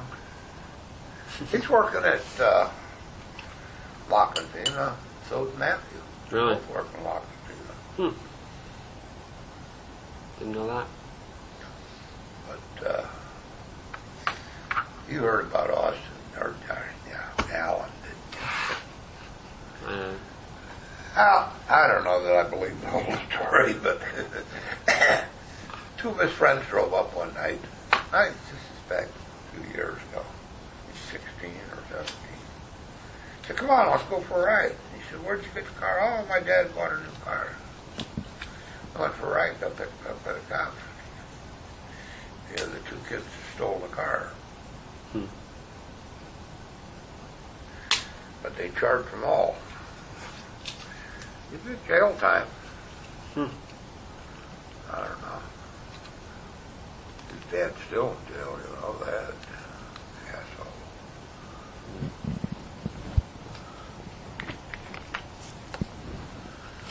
Dale, he's been driving that truck for that tanker outfit for like 20-some years now. Yeah. He keeps some strange hours. gets up at like 3 or 4 in the morning to go to work. I don't In know. the morning. 1 in the morning, whenever they leave him. But that's a good job. That pays good money, you know. He's worked himself into a good job. I don't know that with all the freight he's out there that I want to drive a tanker, but Yeah. I think, given all our kids, I think Dale and Patty are probably the best off financially. Because Patty's tight with a buck buddy. Of course, she's helped Joe a lot, you know. But, you know, I think their house is probably pretty close to being paid for. But, you know, Dale got a new pickup last, so next one, Big Patty will get a new car, you know. Or Dale does need a new boat. Yeah. Our guy we're talking about, Dale, he comes to South Dakota every year hunting. Every year. And he says, well, I stayed at your mom's place. The lodge. What's it called? Something Lodge. Oh, he's got hats made now with it on. Some goofy name, I can't remember it. Sand Hills Lodge or Sand something Lodge, yeah. They got a hill out there somewhere? Huh? They have a I hill? don't know. I didn't think so. No. Something I mean, the Lodge. road kind of does this a little bit, but that's everywhere. I like Nicky. No, I like him too. Nicky's good people. Yeah, he's a good man. That son of a bitch works, buddy. You get up 3 in the morning, go out that shop. The time your mother gets up, Nicky's ready for dinner, you know. Makes money. When he bought that bike of his, I think he paid cash for that son of a bitch. Wow. And that was $20,000. Yeah. And your mom wanted that bike and he never rode it, son of a bitch. Yeah. Well, a year and a half ago when I sold that truck and that trailer, my guy wanted to buy the truck and I wanted $26,000 for it. And he said, I'll give you 24. I said, okay. But I have to pay Social Security. Now, they pay it, they give me a Social Security check, but if I work, I still have to pay Social Security. So that year, I got like $7,800, $8,200 Social Security for the year. I owed the Fed $9,000 in Social Security because I had no receipts, you know. I said, that shit's never going to happen again, buddy. Never. No, that's not right. God damn it, you tell somebody, you're retired now, you're over 68, you can make all the money you want. That's not the way it really is, because the news media won't tell you that. It's like the news media will say, well, the people on Social Security got the biggest increase in, we got like 3.5% or something. They took it all away from us to cover the increase in the Medicare costs. Last time we got an increase, there was not enough money a month difference to take me and Mom out for dinner. But the news media never tells you that. You can pay the Social Security people got a big increase. Yeah, right. Try $13 a month, asshole. Wow. Me and Grandma make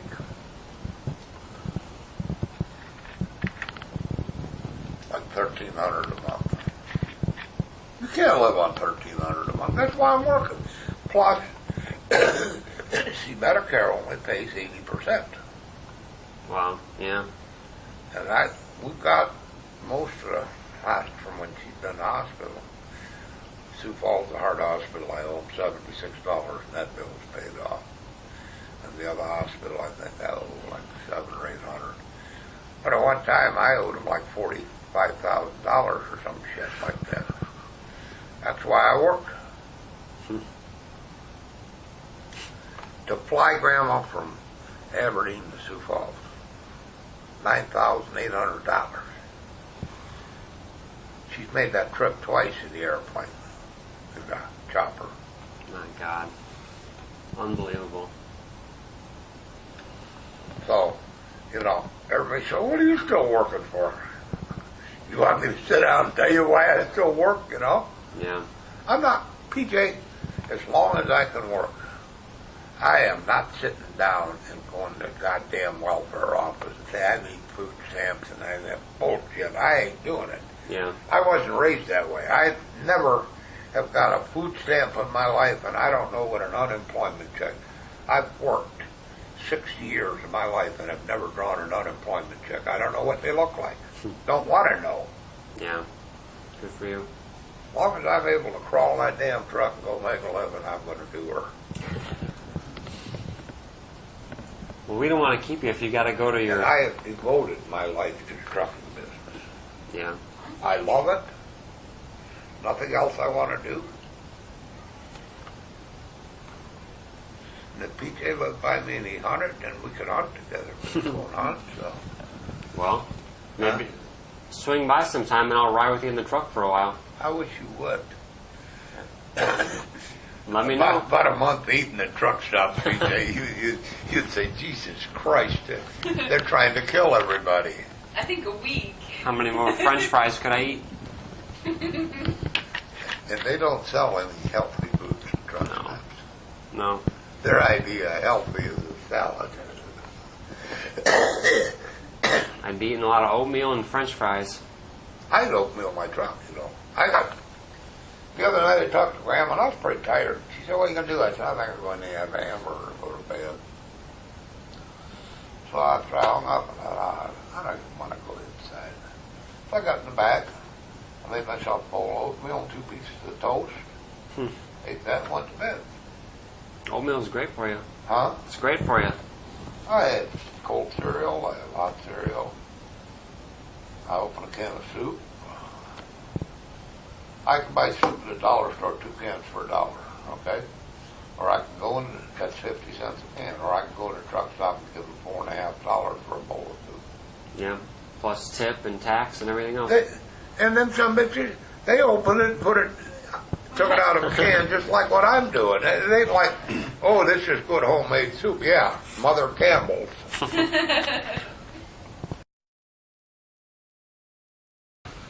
This is a nice little sweet little kitchen kind Well, of. I don't have to pay the bill.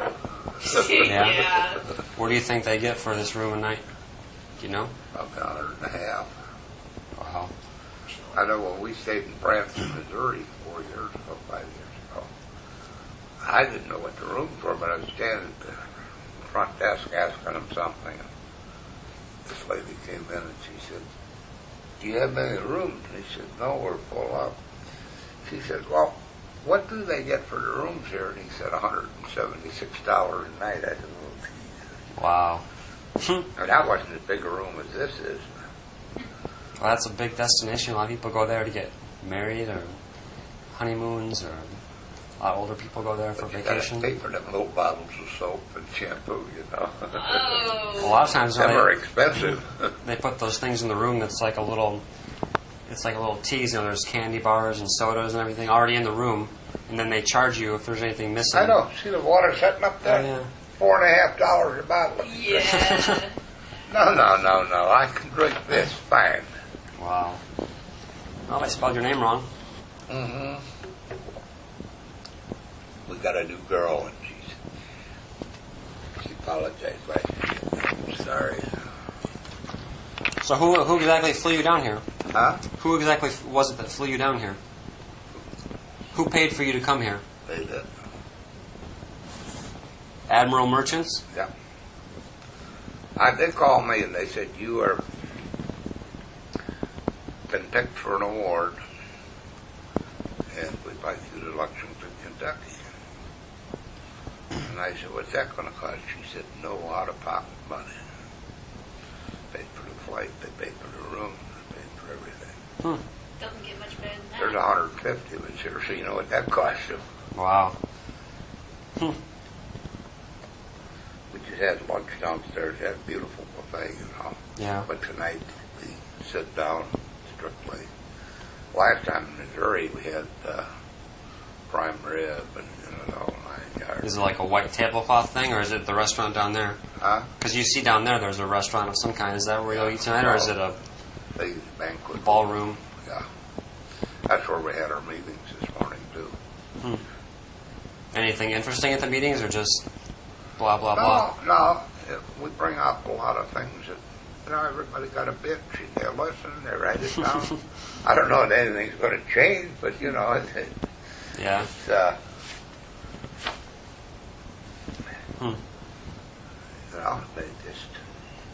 they're good company. I dearly love them. They treat me right. The money's good. How long you been with them? Huh? How long you been with them? 7 years. Wow. In June I will, providing I don't have any problem, in June I will have my 7 years safe driving award. And what about Uncle Bob? Does he work for them too, or does he work for somebody else? No, he works for the same company. He's been there 3 years now. But see, he used to drive for me, and it pisses him off because they don't include that time just since he became an owner-operator, Yeah. Now you're going through a company. Do you still have to do a lot of hustling to get work, or do they find you work, or what? We find our own. We have multiple agents all over the nation, Probably about 300 of them, 250. Wow. I use about 10, 12 of them. They treat me right, so I don't call anybody else, And we unload.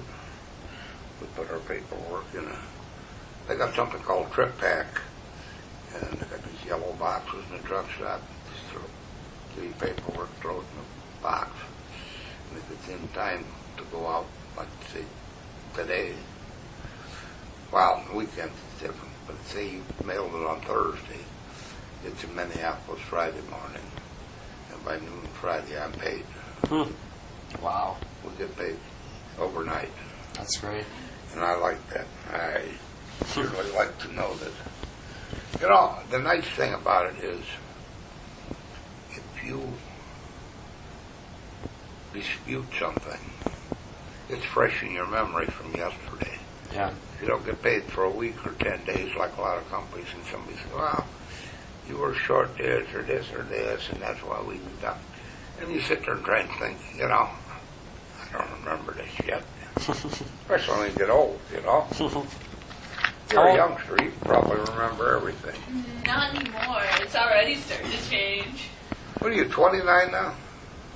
Yeah. Yeah, I'm 30. God, That 1 year makes a big difference. babies.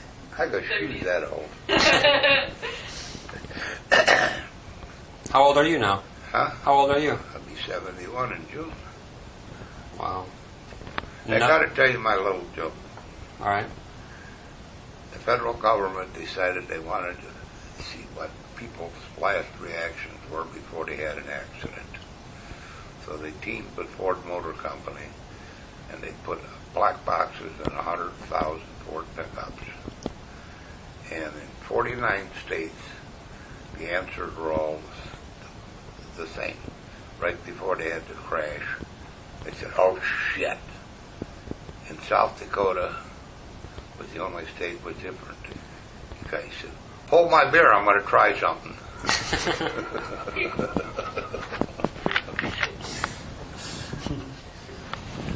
Hold my beer, I'm going to try something. Or watch this. That's funny. So do you run into Uncle Bob very much on the... Huh? Do you run into Uncle Bob very much here and there? I'll see you Monday. He's up home now. Oh, he's back in... Yeah, okay. He'll tell you he lives in New York. He's got a South Dakota driver's license. He's got a South Dakota address. His trailer is registered in South Dakota. He stays with Liz in New York, but other than that, he's pretty much made the move. I don't know. Wow. Got the whole family moving out there. Please. Well, there's that draw.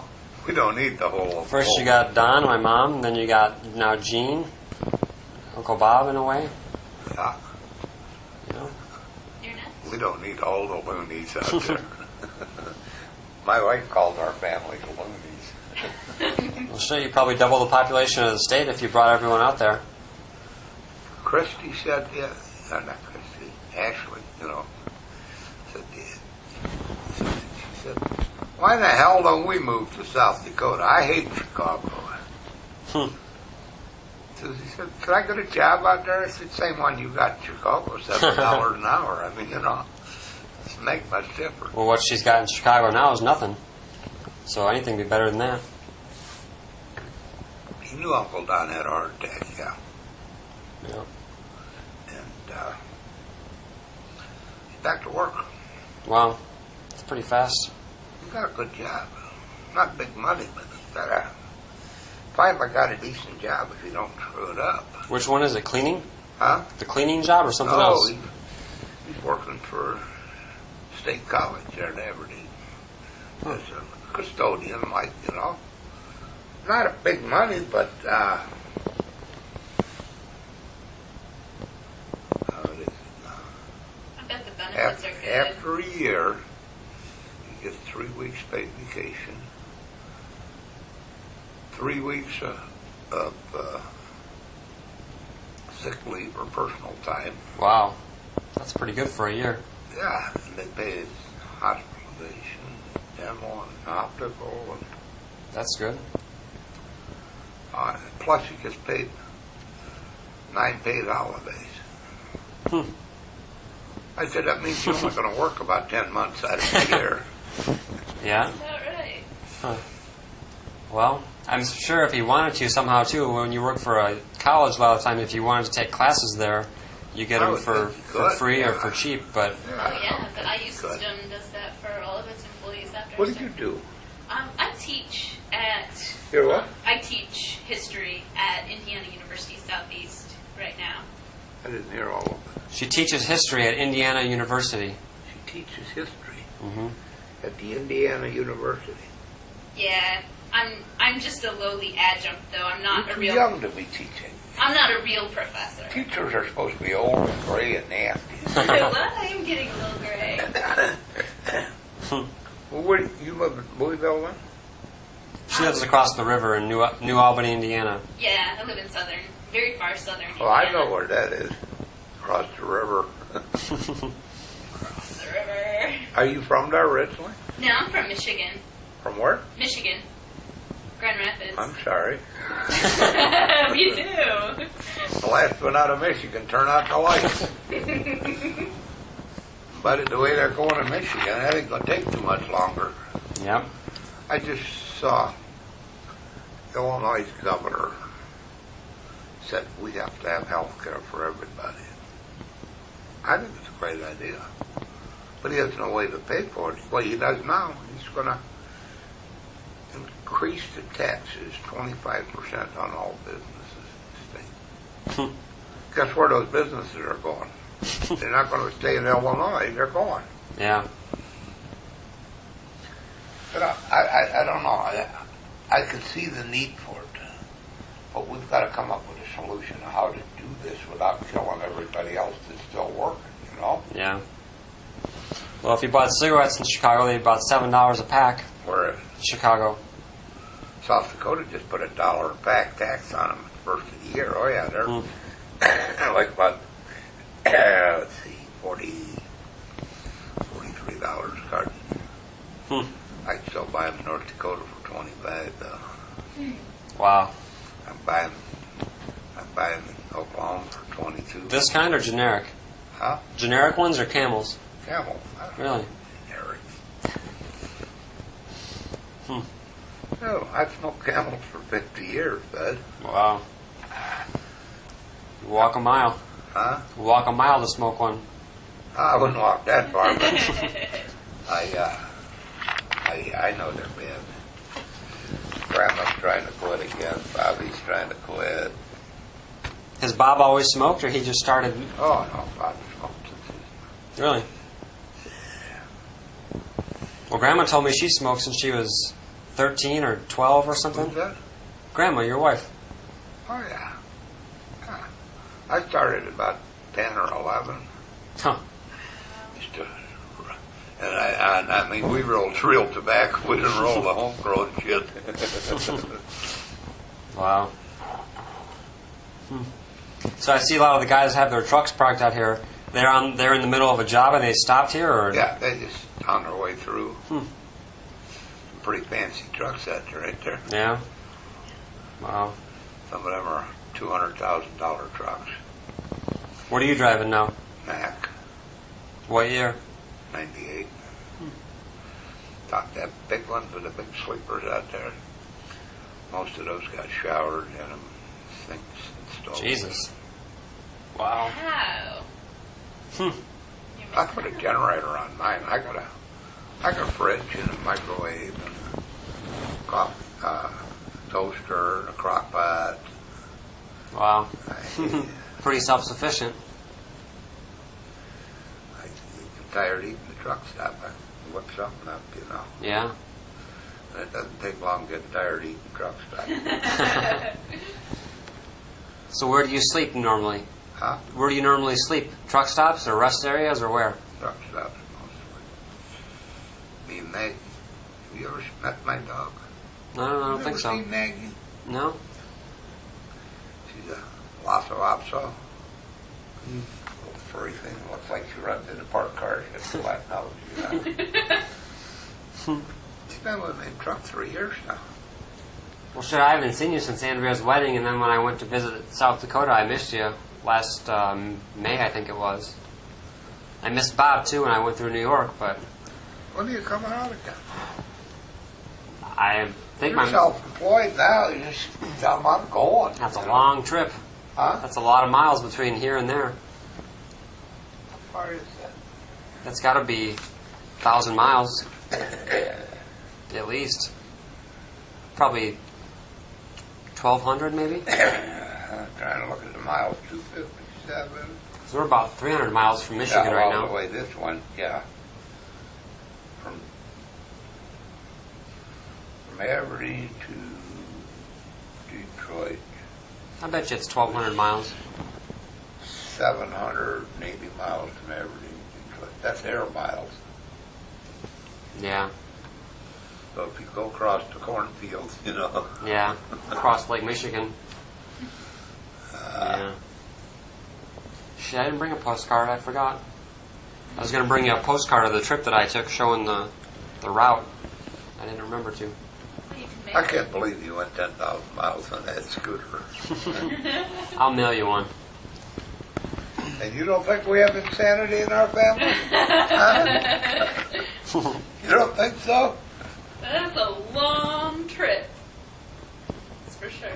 Is your scooter big enough to 2 people can ride on? Yeah. Not 10,000 miles, though. Huh?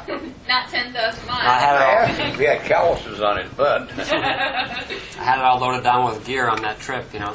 There wasn't much room on there anywhere. It was camping gear and clothes and tools.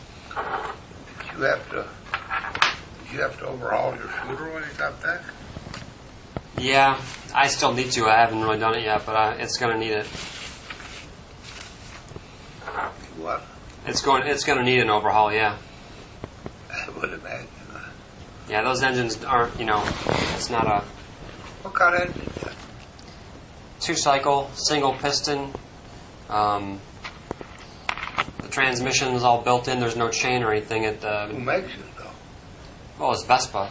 Who? Vespa, Italian. I don't know. Johnny got his old scooter running again. Yeah, his is from China. I can't believe that thing's still on the road. Shit. Yeah, I saw it. Jesus Christ. That's all when he bought it. And of course, it served the purpose, you know.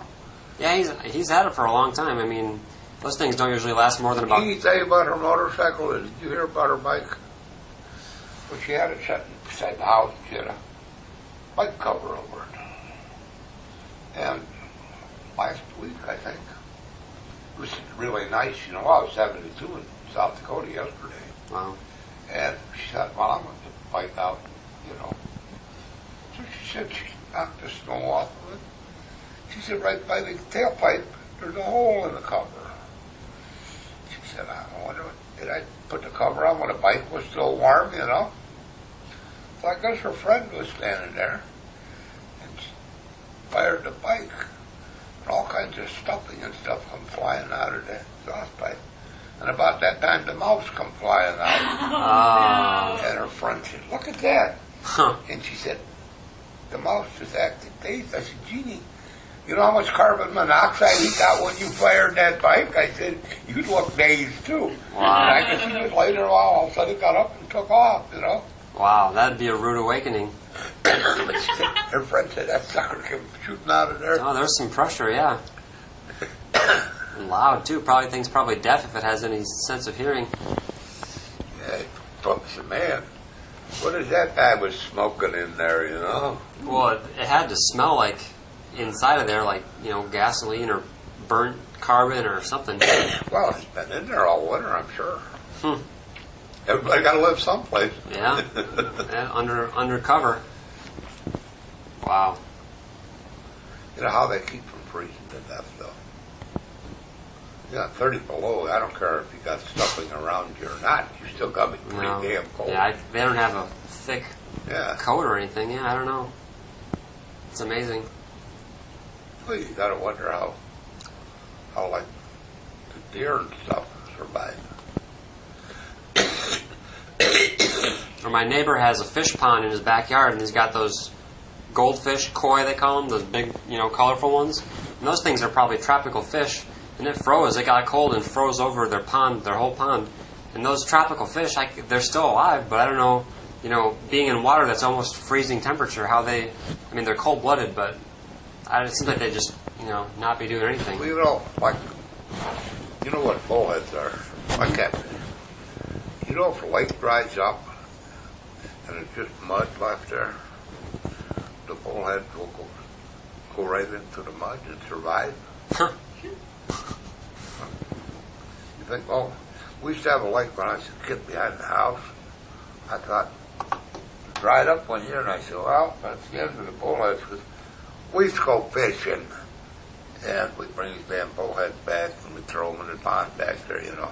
And if kids came by, they thought that was a great catch on bullheads, you know. And as soon as water came back, we had bullheads again. They just go down into the wet mud where... Wow. That's amazing. I don't know.